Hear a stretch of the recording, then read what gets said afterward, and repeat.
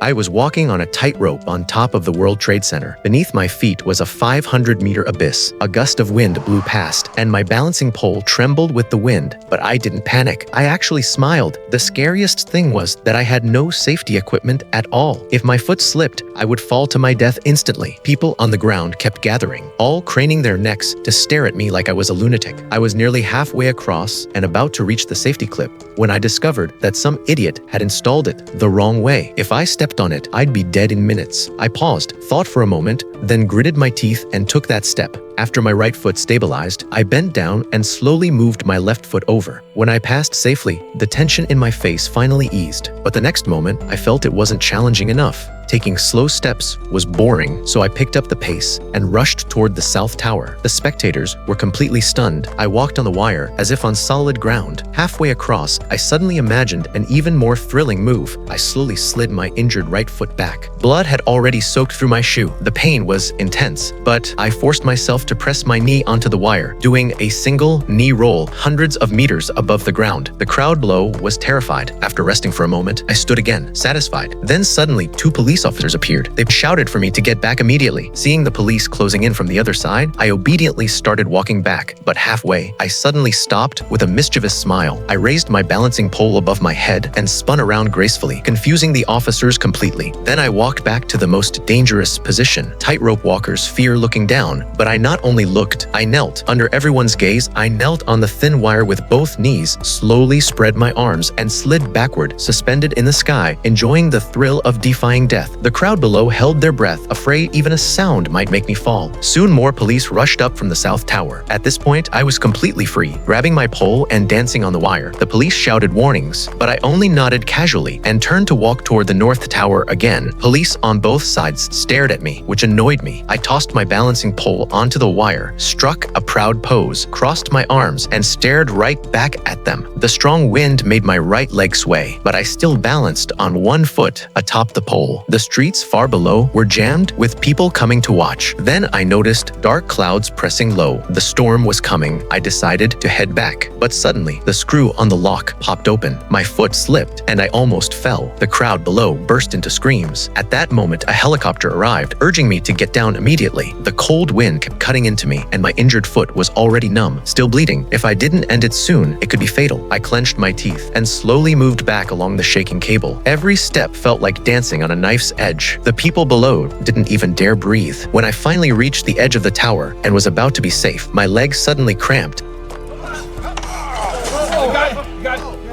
My name is Philippe Petit. I'm a wire walker.